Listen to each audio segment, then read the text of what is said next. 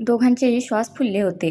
श्रुती उसासे टाकत होती आणि काही क्षणातच टॉवेलचा अडथळा दूर झाला आणि शौर्य आणि श्रुती एकरूप झाले. शौर्य तिला अजिबात सोडायला तयार नव्हता. बराच वेळ दोघेही एकमेकांच्या मिठीत विसावले होते. आता पुढे. शेवटी श्रुती त्याच्या तावडीतून निसटून पुन्हा बाथरूममध्ये पळाली. ह्यावेळी जाताना कपडे न्यायला विसरली नाही. शौर्यही हसतच उठला. दोघेही त्यांचा आवरून खाली नाश्ता करायला आले. आज दोघांच्याही चेहऱ्यावर एक वेगळंच तेज होतं. दोघांचे चेहरे पाहून सगळे काय समजायचं ते समजून गेले. दोघांच्याही संसाराला नव्याने सुरुवात झाली होती. श्रुती आणि शौर्याला लांब बाहेर कुठे जाता येणार नव्हते. श्रुती आत्ताशी कुठे ठीक झाली होती. त्यामुळे त्याने आज जवळपास फिरायला जायचा प्लॅन केला. आधी शॉपिंग, मग मूव्ही आणि रात्री बाहेरच डिनर करून घरी यायचं असं त्याने ठरवलं आणि कावेरीबाईंना सांगून तो श्रुतीला घेऊन बाहेर गेला. आधी दोघांनी खूप शॉपिंग केली. नंतर थोडासा नाश्ता करून दोघेही श्रुतीच्या आवडीचा मूव्ही बघायला गेले. मूव्ही बघताना शौर्य फक्त श्रुतीला बघत होता. तिचं लक्ष शौर्यकडे जायचं आणि ती त्याची मान हसतच दुसरीकडे करायची. पण शौर्य पुन्हा श्रुतीला जवळ ओढून घेत होता आणि तिलाच तो जास्त बघत होता. दोघेही मूव्ही बघून बाहेरच रेस्टॉरंटमध्ये जेवले. त्यानंतर श्रुतीच्या आवडीचं आईस्क्रीम त्याने घेतलं. श्रुतीने शौर्याला जबरदस्ती तिच्यातलं आईस्क्रीम खाऊ घातलं. त्यानंतर दोघेही शांत समुद्रकिनारी गेले. हातात हात घेऊन दोघेही पाण्यात चालले आणि पुन्हा येऊन तिथेच बाजूला बसले. श्रुती खाली बसायला गेली तर शौर्यने तिच्या हाताला धरून स्वतःकडे खेचले. तशी श्रुती त्याच्या मांडीवर बसली. तिनेही तिचे हात शौर्याच्या गळ्यात गुंफले आणि शौर्यने तिच्या कमरेला त्याच्या हाताचा विळखा घातला. शौर्यने तिच्या डोक्याला डोकं लावलं. दोघेही प्रेमाने एकमेकांच्या डोळ्यात बघत होते. श्रुती, शौर्यने तिला हाक मारली. श्रुती म्हणाली. श्रुती, माझा खूप राग आला असेल ना तेव्हा? तुझी चिडचिड होत असेल ना तेव्हा? आधी नाही काही वाटायचं, श्रुती म्हणाली. पण जेव्हा चित्रा पुन्हा आली तेव्हाचं तुमचं वागणं नाही आवडायचं मला. शौर्य, मी मनापासून तुमच्यावर प्रेम करू लागले होते तेव्हा.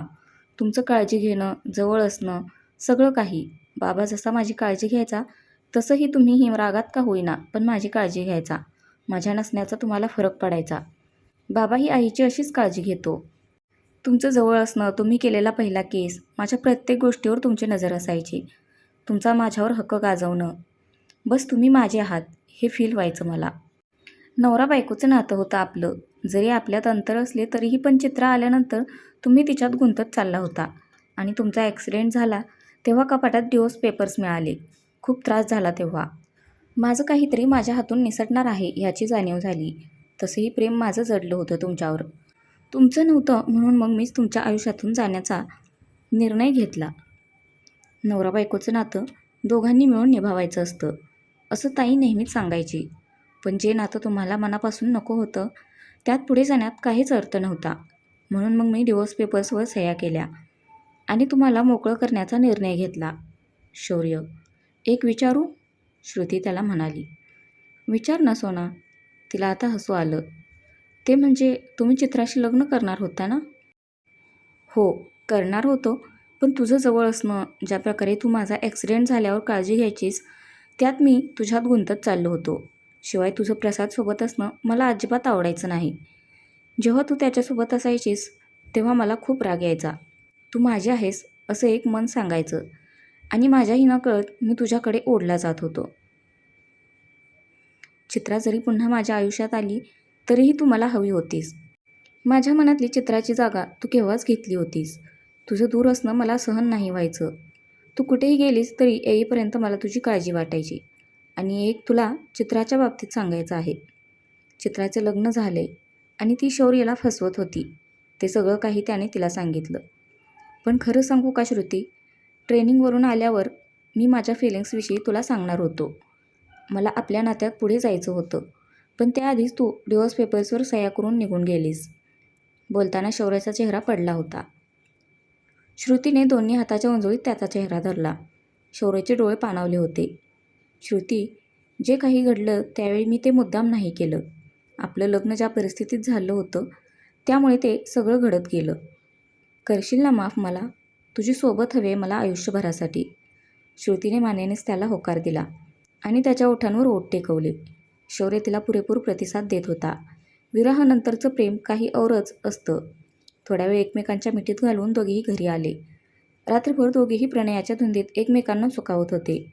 शौर्य आणि श्रुतीच्या संसाराला खऱ्या अर्थाने आता सुरुवात झाली होती. 2-3 दिवसांनी श्रुती तिच्या ड्युटीवर हजर झाली आणि शौर्य त्याच्या कॉलेजवर जाऊ लागला. त्याने आता अधिकरावांना बिझनेसमध्ये मदत करायचंही ठरवलं होतं. श्रुतीची ओळख दिवसेंदिवस तिच्या कामामुळे होत होती. पण जितकी ओळख तितकेच तिचे दुश्मनही वाढत होते. तिच्या बेधडक कार्याची दखल मोठे साहेब आणि इतर मान्यवरही घेत होते. बरेचसे बेकायदेशीर धंदे तिने बंद केले होते आणि तिच्या कर्तृत्वामुळे तिचं नाव बऱ्यापैकी चर्चेत होतं. शौर्याला मात्र मनातून ह्या सगळ्याची भीती वाटायची. तिला काही होऊ नये याचीच त्याला जास्त काळजी वाटायची. आधीच एकातून सुखरूप बाहेर पडली होती. आजकाल तिचा अल्लडपणा कमी झाला होता. एखाद्या जबाबदार व्यक्तीसारखी ती वागायची. कधीकधी शौर्यकडे हट्टीपणा करायचे आणि शौर्य तिचा तो हट्ट, तिचे लाड त्याच्या परीने पूर्ण करायचा. पाहता पाहता दोघांच्या लग्नाला 3 महिने पूर्ण झाले होते. शौर्यही बिझनेसमध्ये चांगलाच रुळला होता. कॉलेज करून बिझनेसही तितक्याच हुशारीने तो सांभाळत होता.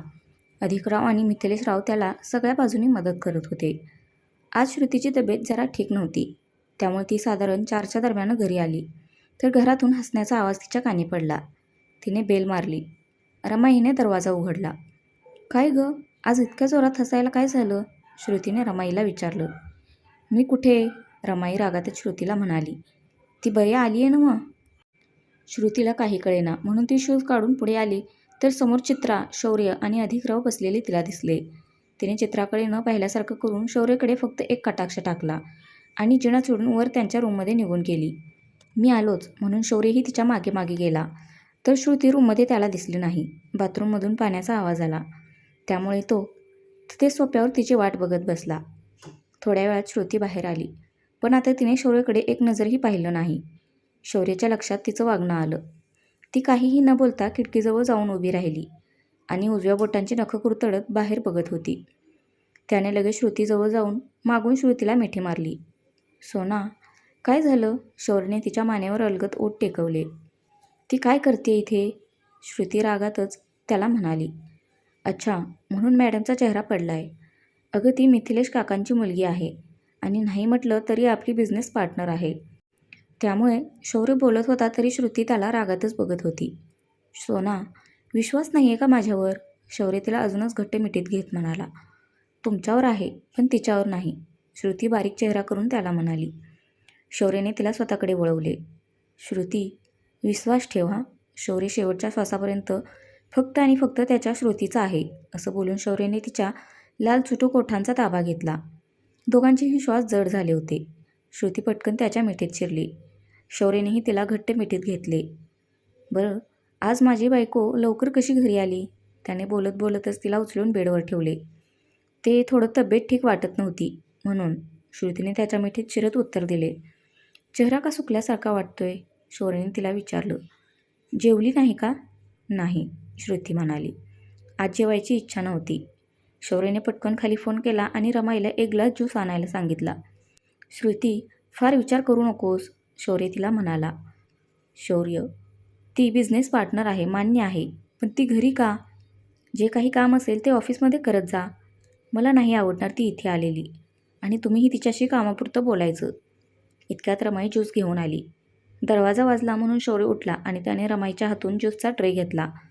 त्याने श्रुतीला ज्यूस प्यायला लावला आणि पुन्हा तिला जवळ घेऊन बसला.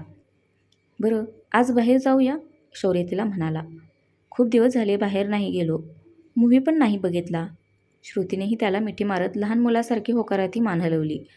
शौर्य पटकन फ्रेश झाला. त्याने ब्लॅक शर्ट आणि जीन्स घातली आणि श्रुतीला आवरायला सांगून तो खाली निघून गेला. थोड्याच वेळात श्रुती खाली आली. सगळे तिला फक्त आणि फक्त पाहत होते. श्रुती खरंच खूप सुंदर दिसत होती.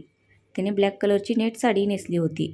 स्लीवलेस ब्लाऊज, एका हातात वॉच, एका हातात ब्रेसलेट, गळ्यात शौर्याच्या नावाचं डायमंडचं मंगळसूत्र, कानात नाजूक खड्याचे. नेहमीप्रमाणे मेकअप नाहीच, शिवाय केसांचा नेहमीप्रमाणे बॉयकट होता, पण त्यातही ती जबरदस्त दिसत होती.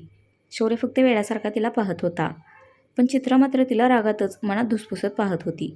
तिच्या मूर्खपणामुळे शौर्य तिच्या हातून गेला होता. काजोल, आप्पासाहेबांनी मुद्दामच तिला त्या नावाने हाक मारली. ते ऐकून तर चित्राचा अजूनच जळफळाट झाला.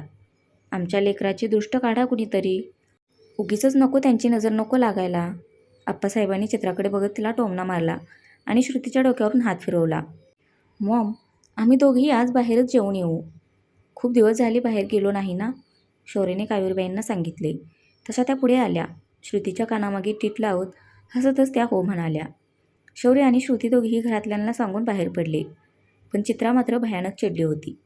चेहऱ्यावर उसनं हसू आणून तिने घरातल्या सगळ्यांचा निरोप घेतला आणि तीही घराबाहेर पडली. तिने स्वतःची गाडी स्टार्ट केली आणि मनातल्या मनातच श्रुतीला शिव्या घालत होती.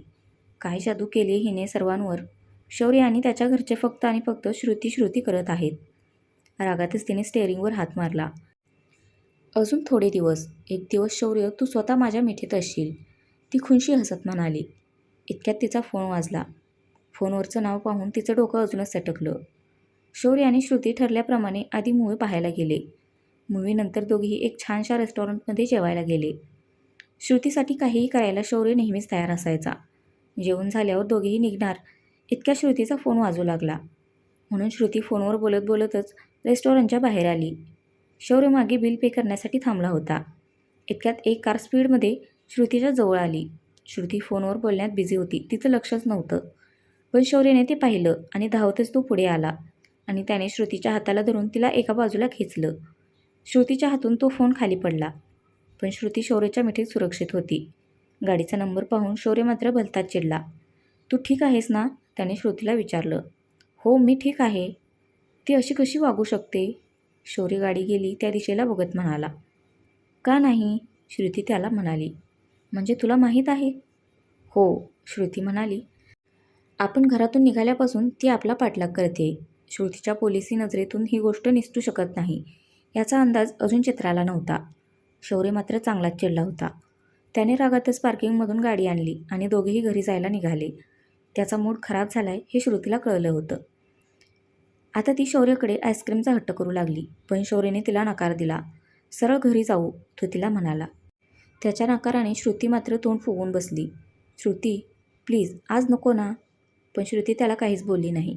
ती फक्त रागातच गाडीच्या काचेतून बाहेर बघत होती. शेवटी एक दीर्घ श्वास घेऊन शौर्यने गाडी आईस्क्रीम पार्लरजवळ थांबवली आणि श्रुतीच्या आवडीचा आईस्क्रीम घेऊन आला. तेव्हा कुठे मॅडमच्या चेहऱ्यावर हसू उमललं. नेहमीप्रमाणे तिने जबरदस्ती त्याला आईस्क्रीम खाऊ घातलं. दोघेही घरी आले. फ्रेश होऊन एकमेकांच्या मिठीत विसावले. पण झालेला प्रकार काही केला शौर्याच्या डोक्यातून जात नव्हता. श्रुतीने त्याचा चेहरा स्वतःकडे वळवला. प्लीज नका ना तिचा विचार करू. तिने जे केले त्यासाठी मी तिला सोडणार नाही. शौर्य रागातच बोलत होता. पण श्रुतीने त्याला जबरदस्ती शांत झोपायला लावलं. पण ह्या गोष्टींचा उद्याच्या उद्या सोक्षमोक्ष लावायचं असं शौर्यने मनोमन ठरवलं आणि श्रुतीला मिठीत घेऊन तो झोपी गेला. तर फ्रेंड्स, आजचा भाग कसा वाटला नक्की कमेंट करून सांगा. धन्यवाद.